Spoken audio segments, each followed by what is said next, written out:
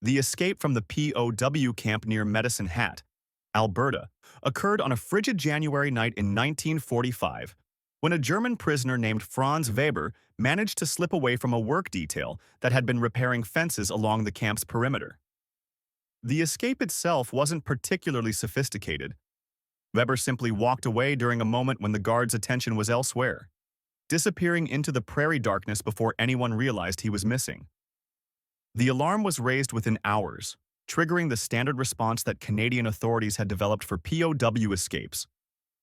Roadblocks were established, local police were notified, search parties were organized, and alerts were sent to communities throughout southern Alberta, warning residents to watch for a German prisoner who might seek food, shelter, or transportation.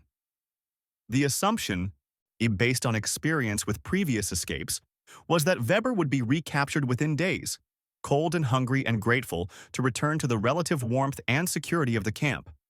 But Franz Weber didn't follow the expected pattern. Instead of trying to reach a port city or the American border, instead of seeking help from German sympathizers or attempting the kind of dramatic long-distance escape that occasionally succeeded in wartime adventure stories,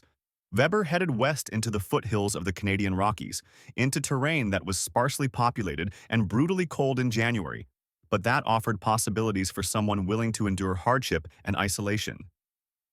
Weber had worked as a mountain guide in Bavaria before the war, had skills in wilderness survival and in moving through difficult terrain, and apparently calculated that his best chance of avoiding recapture lay not in running but in disappearing into country where search parties would struggle to operate and where a single man who knew how to survive in mountains might remain hidden indefinitely. The initial search for Weber continued for several weeks, with Canadian military police and local RCMP detachments combing the area around Medicine Hat and along the routes toward the mountains. Search teams found some traces that might have been Weber's: the abandoned campfire, some footprints in snow, reports from isolated ranch families of a stranger seen at a distance, but nothing conclusive enough to lead to capture. The search was complicated by weather that made systematic coverage of vast areas impossible, by the sheer size of the territory Weber might have reached,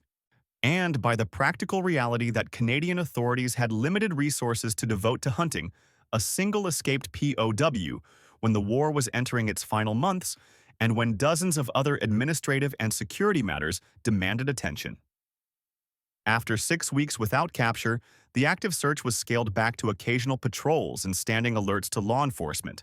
with the assumption that Weber would either die in the mountains or would eventually surface and be captured when he attempted to obtain food or shelter from populated areas.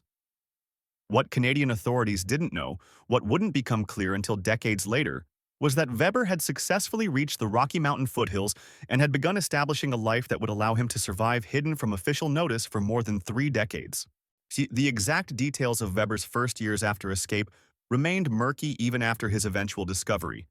but the general outline emerged through interviews and investigations that followed. Weber had apparently found work with isolated ranchers and logging operations in the Rockies' eastern slopes, presenting himself as a European immigrant, not uncommon in rural Alberta,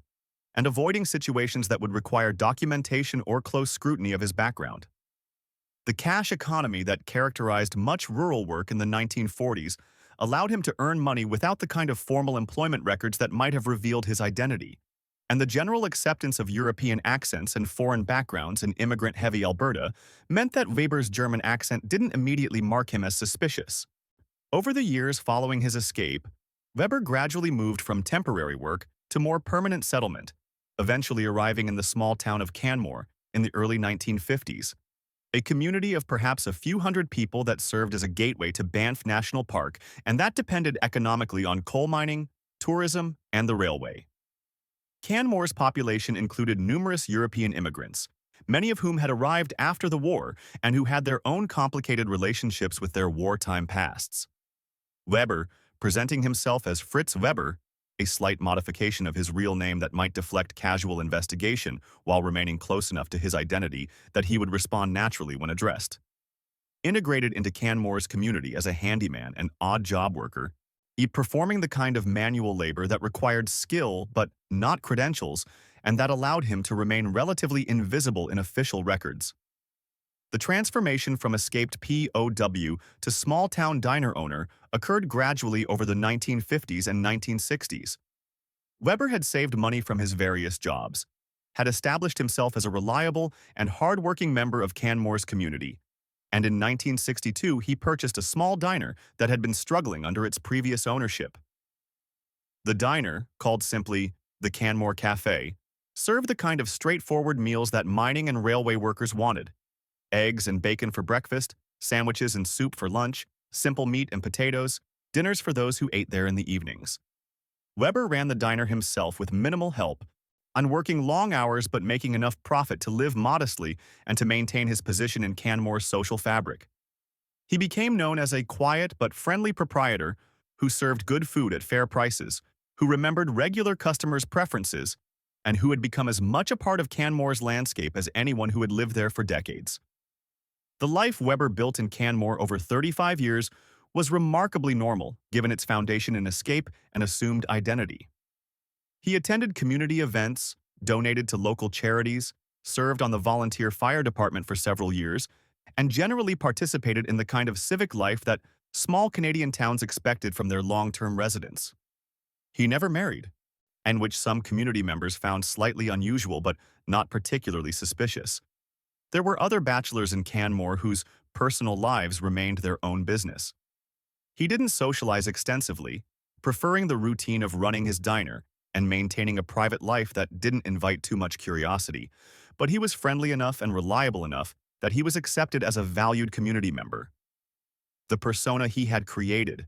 Fritz Weber, European immigrant who had come to Canada after the war and who had built a modest but honest life in the Rockies, was convincing because it was largely true except for the crucial detail that he was an escaped POW who had never been legally admitted to Canada and who was living under an assumed identity. The circumstances that led to Weber's discovery in 1980 were almost absurdly mundane, a combination of bureaucratic updating and random chance that ended his 35 years of hidden existence. The Canadian government, as part of a program to modernize identification and taxation systems, had begun requiring more thorough documentation from small business owners, including proof of citizenship or legal immigration status that had previously been handled informally or not verified carefully. Weber, trying to comply with these new requirements without revealing his true identity, attempted to obtain documentation based on his Fritz Weber persona, claiming to have entered Canada in the late 1940s during the period of heavy European immigration. The documentation he submitted was reviewed by immigration officials who, through routine cross-checking of records, noticed discrepancies that suggested the Fritz Weber identity might not be legitimate. The investigation that followed was initially focused on immigration fraud rather than on escaped POWs. The investigators assumed they were dealing with someone who had entered Canada illegally or who had overstayed temporary authorization, not with someone who had escaped from a POW camp 35 years earlier. But as they traced the Fritz Weber identity backwards through various records, they discovered that it essentially didn't exist before the early 1950s, that the supposed entry to Canada couldn't be verified through immigration records, and that various biographical details Weber had provided were contradictory or unverifiable. This led investigators to consider the possibility that Fritz Weber was an assumed identity, which led them to check records of missing persons and unsolved identity cases, which eventually led them to old POW escape files from World War II. The realization that Fritz Weber of Canmore might be Franz Weber, escaped German POW from 1945, created an unusual situation for Canadian authorities. Weber was now 73 years old, had been living peacefully and productively in Canada for 35 years, was a respected member of his community, and posed no conceivable security threat. The crimes he had technically committed, escaping from lawful custody, living under false identity, evading immigration requirements, were serious in theory but seemed almost absurd to prosecute given the time elapsed and the life he had built. Yet allowing the situation to simply continue once discovered would create its own problems, suggesting that Canada wouldn't enforce its laws and that escaping POWs who successfully evaded capture long enough would eventually be allowed to remain without consequences. The decision about how to handle Weber's case went through multiple levels of Canadian government, eventually reaching officials who had to balance legal requirements against practical considerations and public opinion. The RCMP officers who finally approached Weber at his diner in Canmore in late 1980 did so with unusual sensitivity, explaining that they knew who he really was and that he would need to address his legal status, but also indicating that authorities recognized the unusual circumstances and weren't treating him as a dangerous fugitive. Weber's reaction, according to the officers' reports, was a mixture of relief and resignation. Relief that the decades of hidden identity were over.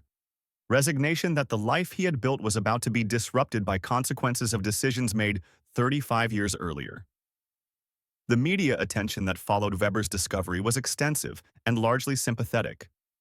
Journalists who interviewed Canmore residents found overwhelming support for Weber, with community members describing him as a good neighbor and valued business owner who had contributed to the town for decades and who deserved to be allowed to remain. Some interviewed residents were angry at government authorities for disrupting Weber's life over wartime events that seemed irrelevant to the productive citizen he had become. Others acknowledged that rules had been broken, but felt that mercy and common sense should prevail over rigid law enforcement. The story became national news in Canada, prompting discussions about immigration policy, about how wartime enmities should be handled after decades of peace, and about whether Weber's case represented justice delayed or bureaucracy run amok. The legal resolution of Weber's case took several months and involved negotiations between immigration authorities, prosecutors, and Weber's legal representatives. The ultimate decision was that Weber would not be prosecuted for his original escape or for immigration violations, but that he would need to regularize his status in Canada through proper immigration procedures. Given his age, his clean record since arriving in Canada, and the community support he enjoyed, he was granted landed immigrant status and allowed to remain in Canmore. The decision was controversial among those who felt that rules should be enforced regardless of circumstances, but it was generally popular with the Canadian public and with Canmore residents who were relieved that their neighbor wouldn't be punished for having successfully integrated into Canadian society. Weber continued running his diner for several more years after his legal status was resolved, though the media attention had transformed him from an anonymous diner owner to a minor celebrity. Some customers came specifically to meet the escaped POW, who had hidden in plain sight for 35 years, wanting to hear his story or simply to say they had eaten at his establishment. Weber accommodated this attention with the same quiet courtesy he had shown regular customers for decades, answering questions about his experience without dramatizing it or presenting himself as heroic. He eventually sold the diner in 1985 and retired, spending his final years in Canmore until his death in 1992 at age 85, having lived far longer in Canada as Fritz Weber than he had lived in Germany as Franz Weber. The story of Weber's escape and his 35 years running a small-town diner became one of those unusual historical footnotes that challenge simple narratives about war, captivity, justice, and identity. He had technically been a fugitive from the moment he escaped the POW camp until the moment his status was regularized in 1980. Yet for most of that time, he had been living more lawfully and productively than many people who had never violated any regulations. His successful integration into Canadian society raised questions about what POW camps and repatriation had been meant to accomplish, about whether forcing prisoners to return to devastated Germany had served any useful purpose when some of them could have become productive Canadian residents if given the opportunity. The fact that it took bureaucratic updating rather than active law enforcement to discover Weber suggested that escaped POWs who wanted to disappear into Canada's vastness could do so successfully if they were willing to live quietly and patiently. For Canmore residents, Weber's true identity and past became part of the town's folklore, or a story told to visitors about the escaped POW who had served them breakfast for decades without anyone knowing his secret. The diner he had run was eventually demolished in the 1990s during Canmore's transformation from mining town to resort community, but photographs and memories preserved its place in local history. Weber himself was remembered fondly by those who had known him, not primarily as an escaped POW, but as Fritz Weber, the diner owner, a quiet man who had made good coffee and better pancakes, who had been a reliable neighbor for 35 years, and who had somehow managed to build an honest life out of circumstances that had begun with escape and deception.